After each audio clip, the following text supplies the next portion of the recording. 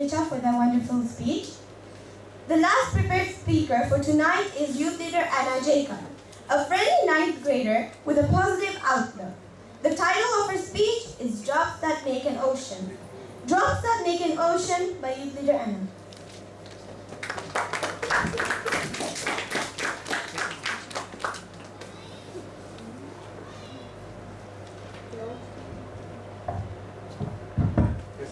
Am I audible at the back? Yes. Have you ever felt the pangs of hunger? That desperate need for just a piece of bread? And the total feeling of helplessness as no one bothers to even give a second glance? Respected Toastmasters and fellow youth leaders, I had been on vacation to India and with all my cousins around was full of good cheer and was delighted when my father told that we would all be having dinner in the new 5-star hotel in the city and then we'll be watching a movie.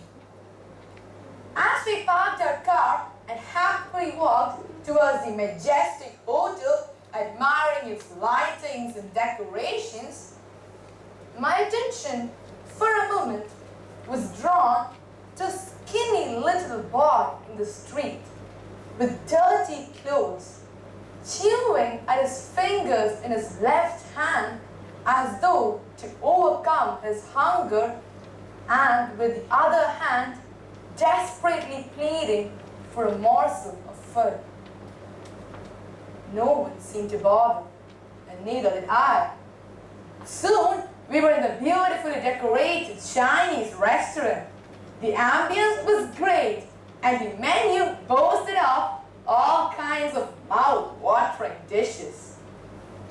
As my cousins started to pour over the menu, I noticed a quotation by an anonymous author pasted on the table mats. In an instant, those words seemed to pierce my heart. I could not take my eyes off it, for this is what it said. I can pass through this way only once. If there is anything good that I can do, let me do it now. Let me do it now, for I may never pass through this way again. My mind instantly flashed the image of the boy in the street. He might have been around my age, but where was I and where was he? I had the finest food right before me, but he had not eaten probably for days. A feeling of guilt swept over me, and I could barely eat any of those fine dishes that the hotel served.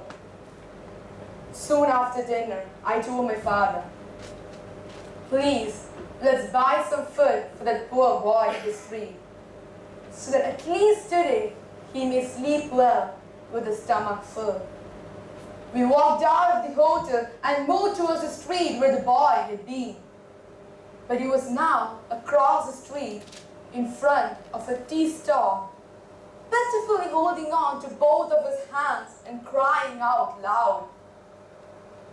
A passerby told us that the boy had begged for some food from the tea stall owner, who found his presence annoying his customers and to get rid of him threw boiling water on the child's hands. A policeman was now taking the child away and clearing the crowd that gathered there, for the lawman's job was just to maintain order. What did hungry stomachs and pain have to do with him?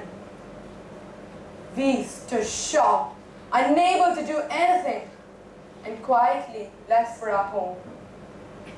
No one spoke a word.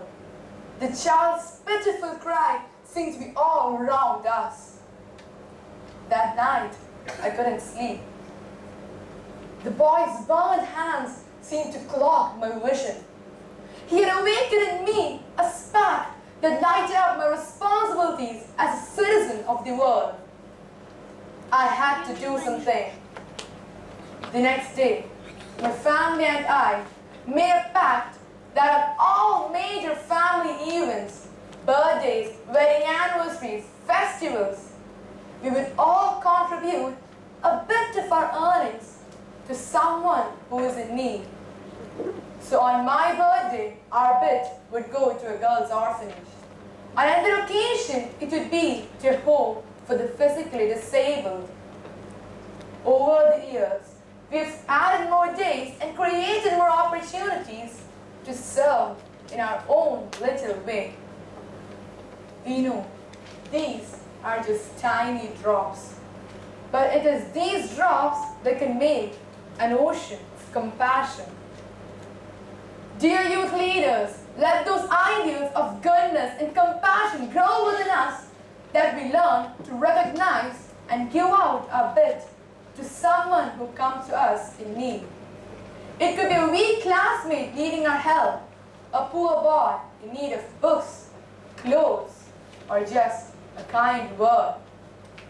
Let us remember that the quality of our life is not measured by the size of our wealth or the abundance of our knowledge, but by our ability to make a difference in someone else's life.